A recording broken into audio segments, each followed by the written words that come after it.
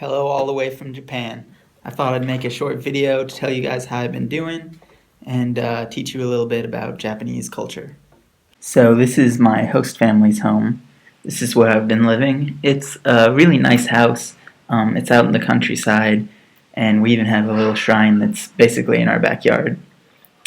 This is my room, but I really haven't been spending much time in it except to sleep. I have really nice views though out my windows of I can see the mountains and the countryside. And then here you can see there's a little path that comes kind of from the house and it goes back. This is a bamboo grove back here. The other day we actually harvested little bamboo shoots from the ground and then we had them for dinner the next night and they were really tasty.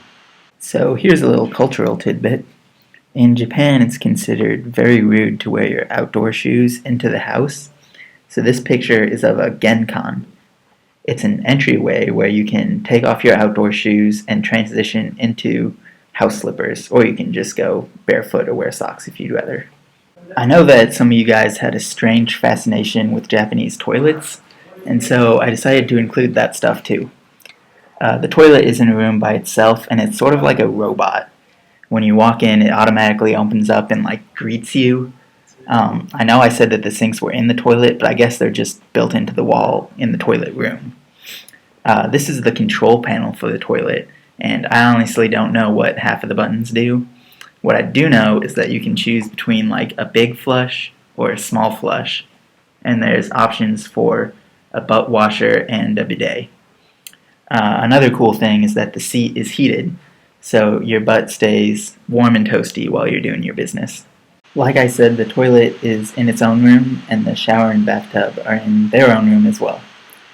Something I forgot to mention is that you can't wear your house slippers into the toilet room. The toilet room has its own pair of slippers that you wear just for that tiny little room.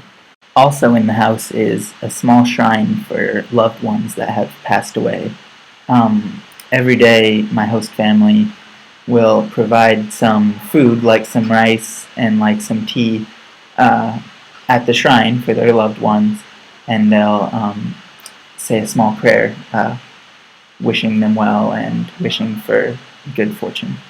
Something else I wanted to include is that my host family is actually really skilled artisans. Grandpa does woodworking, and Grandma does a lot of glass blowing and making glass.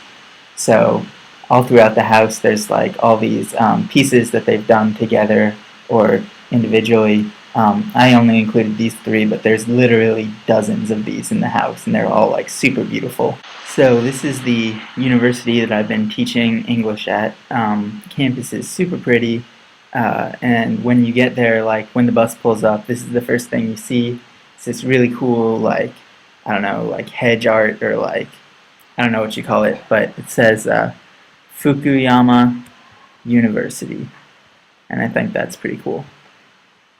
The university is built kind of on the top of a small mountain, so there's actually a lot of escalators to move you around. Something else that's pretty cool, the university actually has a lot of open space and a lot of green space.